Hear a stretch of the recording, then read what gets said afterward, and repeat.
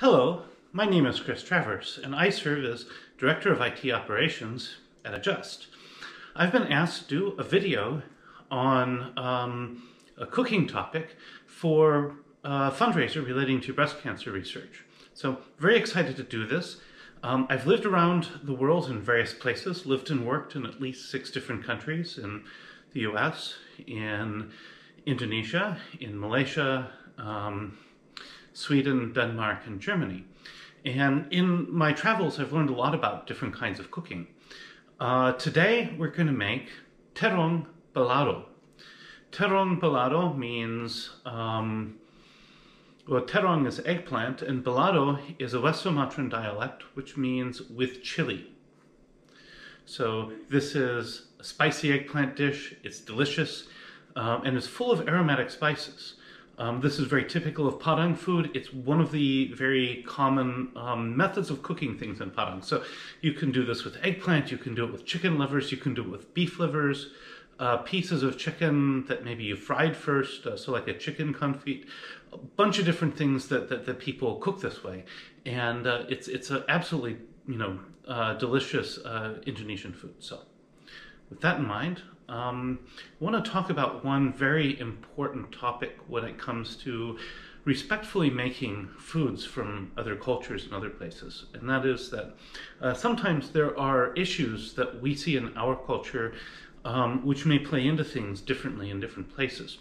In this particular case, the typical cooking oil that people use in Indonesia is palm oil. Now, palm oil is suddenly very controversial in the West because of the deforestation issues surrounding it. But, I think it's really important for me, as somebody who's lived in both places, to explain to audiences some of the dimensions of this problem that maybe aren't going to get covered as well in the media. Now, if you go back many years, palm oil was pretty much mostly just used as a cooking oil, and in fact, this would be used as a cooking oil in this dish. Though, obviously, we don't see palm oil in the grocery stores here, so I'm going to use just a standard, similar to like a canola or a rapeseed oil. But in Indonesian cooking, of course, palm oil would be used. You don't get quite the same result if you use a different cooking oil. If for some reason you're able to get some palm oil, at a specialty store, great. I have no judgment against that. And I don't think that the issues around palm oil are going to be made significantly better or significantly worse by using a little bit of it in cooking of other cuisines around the world. The big problems with palm oil, in fact, come from 2 different angles. The first one being the massive move off of hydrogenated oils in the wake of the discovery that trans fatty acids are closely linked to heart disease. And so one of the things that many food manufacturers did was they discovered that palm oil is a great substitute for margarine, so they went ahead and did that. So now somewhere between 20 and 30% of all palm oil used in the world is going into Western manufactured foods. It's a big problem. And in my view, this takes a local resource that is really important for solving local problems, and it turns it into something which is now driving some other problem, especially relating to the environment. The second one is actually environmentalism. And this is because in the rush to get off of fossil fuels, one thing that's been discovered is that palm oil is super productive as an oil crop. And this means that if you want to have a biodiesel that's going to have as low an impact on things like habitat loss as possible, palm oil's the one to go at. The only problem is it's all concentrated in the parts of the world where you also have rainforests. And so what's happening is, in the rush to move things away from fossil fuels, palm oil industry is taking on a lot of the burden of doing so. And of course, that means habitat loss, unfortunately. So what are we to do about it? In my view, what we shouldn't do about it is we shouldn't be pointing fingers at Indonesia, Malaysia, and other countries and saying, you're not protecting your natural resources. In fact, if you talk to people in those countries, they're very concerned about the environment, but these issues go multiple different directions. What we should do, I think, is we should look at trying to help make sure that Western industrial manufacturers of foods move away from palm oil. Because if the 20 or 30% that we have that's going to, our spreads that we put on bread, for example, if that could then basically go back, then that's a habitat that doesn't have to get lost. It's more palm oil available for getting off fossil fuels, and consequently, this is a really important issue. So instead of pointing fingers and going, yes, we're good, they're bad, in my view, we should be looking very specifically at the ways in which our behaviors in the economically powerful West are playing into creating these problems in the global South. So that's all I have to say about palm oil. It's a little bit of a diversion, I know. But, when we're looking at topics like this, whether it's breast cancer research or like a COVID vaccine or getting, saving the planet from the sort of climate change that we're producing, I think that it's really, really important to recognize that sometimes our optimism can sometimes have externalized costs. And that's something we need to be a little bit careful about. Palm oil is a great example of that. So it's a cautionary warning, and it's a cautionary warning that applies to a lot of other topics as well. So with that aside done, it's time basically to go look at our ingredients. So here are our ingredients. I'm going to start with the oil, since I just talked at length about that. We have a frying oil. This is a mixture of, I think, safflower, rapeseed, some other things. Yes, basically, and sunflower oil. To thicken that up a little bit, I'm going to add a little bit of coconut oil, but not a huge amount. Of course, we have an eggplant. Traditionally, they'd use the long oriental eggplants, but this will work too. Tomatoes. I'm using the plum tomatoes because they are most similar to Indonesian tomatoes. Using shallots. Shallots are used all over Indonesian cooking, and they're called bawang merah, which means red onion or red allium in Indonesian cuisine. Totally optional are these lime leaves. I'm going to use some of them though. I really like the flavor of them. And then of course we have chilies.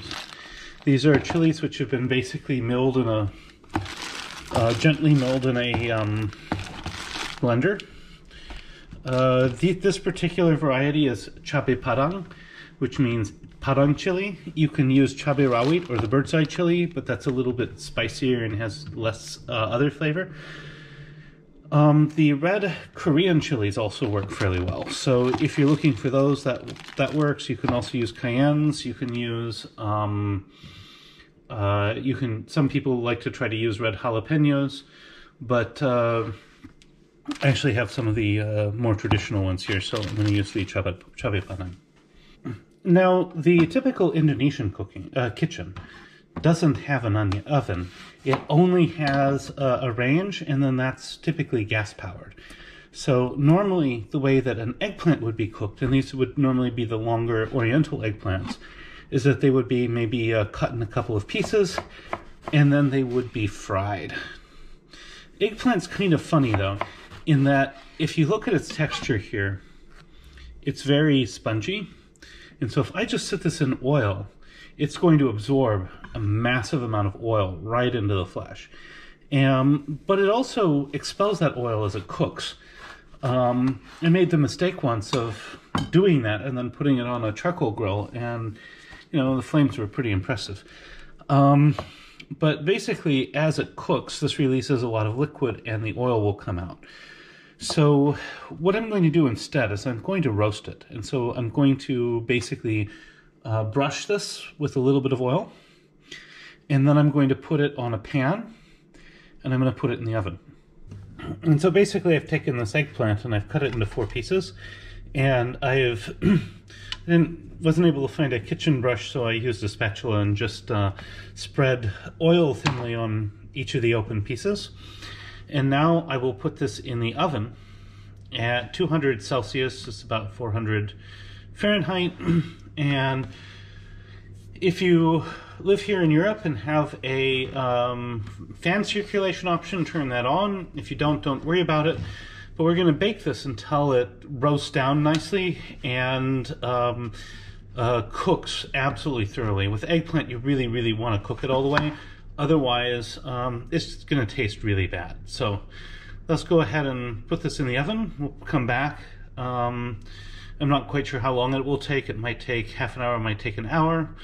And we'll see what it looks like. With the eggplant in the oven, I'm now going to start the balado sauce itself. I'm going to add just a bit of oil because we're going to saute all of these ingredients together. And to this I'm going to add the shallots. You can put these through a blender, or you can put them through a garlic press. You could even, the traditional way, of course, is to pound them on a mortar and pestle. I have one of those, but pounding shallots is a pain, so I'm not going to do that. You could probably even really finely chop them, but then the texture is going to come out a little differently. So basically we're going to go ahead and peel these, and then I'm going to cut them into kind of large pieces, and then we'll figure out how we're going to add them. Here are the shallots cut into some kind of large pieces, and I'm going to run these through the garlic press. However, before I get started, I'm going to add a little bit of coconut oil here. This is not strictly speaking required, but I think having a slightly thicker texture on the oil makes a difference. So I'm just using the coconut oil to thicken up this frying oil a bit. And I'm going to turn this on fairly low.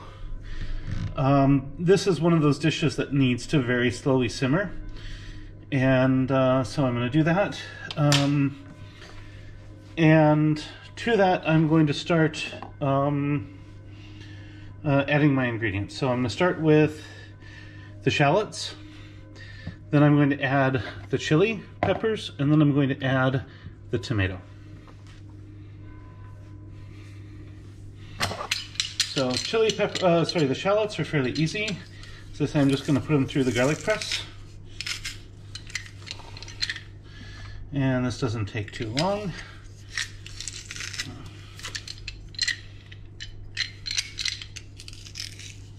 Again, traditionally this would be done on a mortar and pestle.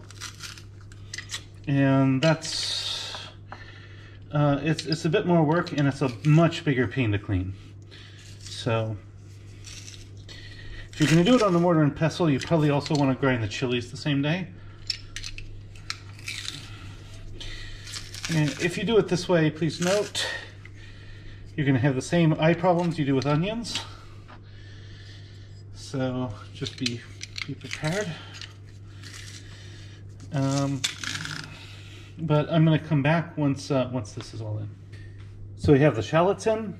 I'm going to add I'm going to start with just a spoonful, maybe a little more of this chili. If you don't like it too spicy, cut down on the chili. I know that's kind of obvious, but that's also... and since this is padang chili, it's not as spicy as cabai rawit, so I'm going to add a little more.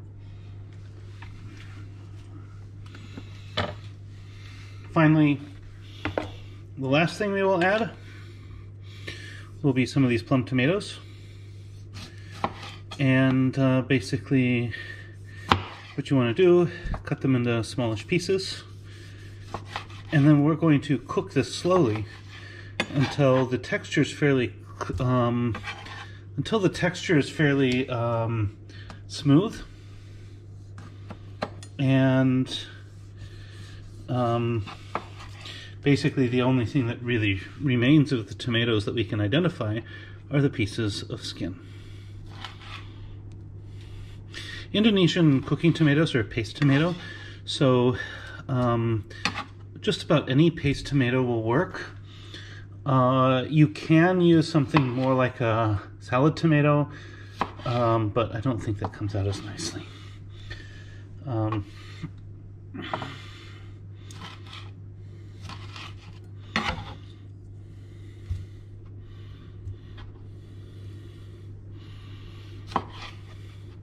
You can also make a little bit extra sauce, and you can store it for other things. Fried rice would be a good option for use of just about any sambal. What you do with this, if you're going to add sambal to a fried rice and make a nasi goreng, then what you want to do is add the sambal right after you add the eggs, and then you can make just about any fried rice into a Indonesian sambal goreng. That's right, nasi goreng. Sambal is chili sauce. Nasi is rice.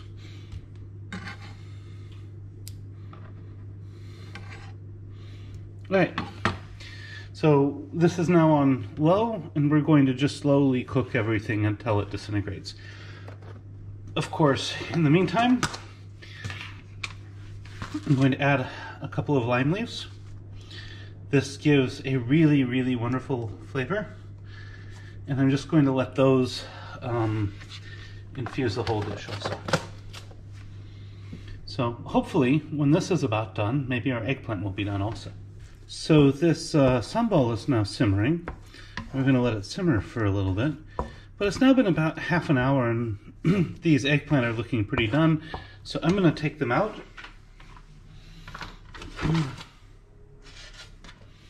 And kind of show you. These are all nicely browned on the top, and they should have all the bitterness removed from them by now. So these will get set aside, and then basically when I'm ready at the end, I'll put them on a plate and basically cover them in just a little bit of this sambal. And you can see that the tomatoes are already kind of liquefying, but I'm going to let this continue to simmer and thicken up a little bit first. And again, I've cooked a bit more sambal than I would use for that, but it's always good to have a little extra because you can use it for fried rice or other things like that, or just put it on whatever else you like to eat it on. This is smelling really, really good.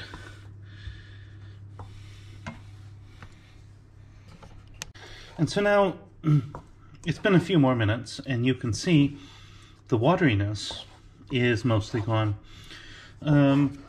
Different people have different preferences and how far to let this cook down.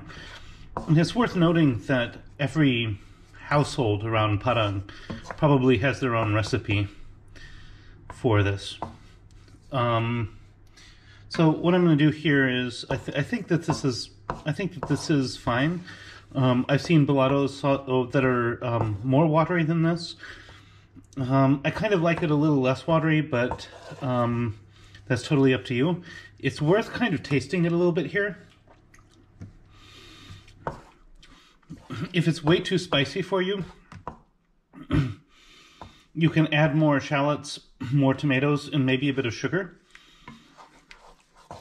I think this is actually on the side of being, just barely spicy enough for me.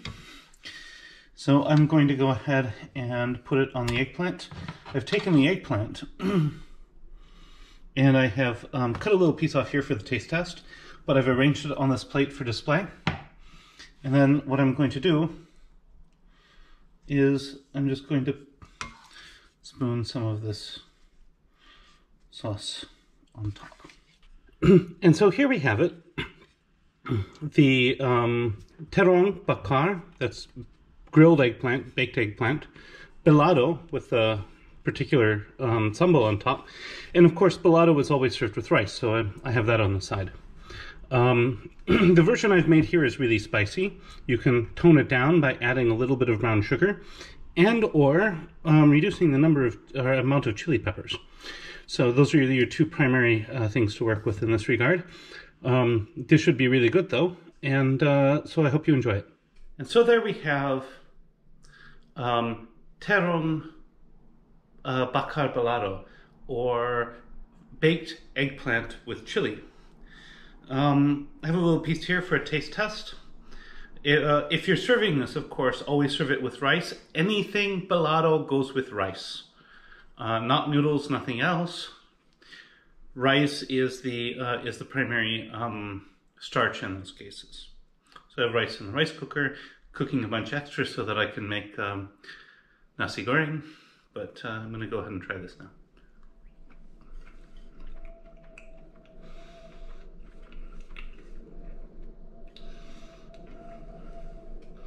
This has come out very nicely. The flavors I associate with balado are the tomatoes, shallots, and lime leaves. It's worth noting that other people put other things in it. Some people put garlic. I've seen some recipes where somebody adds a little bit of lime juice. I think you could probably put turmeric leaf, though I'm not 100% sure if anybody does that. It would probably come out okay. But the primary flavors should be the tomato and the shallots, along with the spicy chili peppers. And this has come out really nice. So I hope that you enjoy it, that you go ahead and make it successfully. I'll make sure that the recipe is passed on as well. And good luck.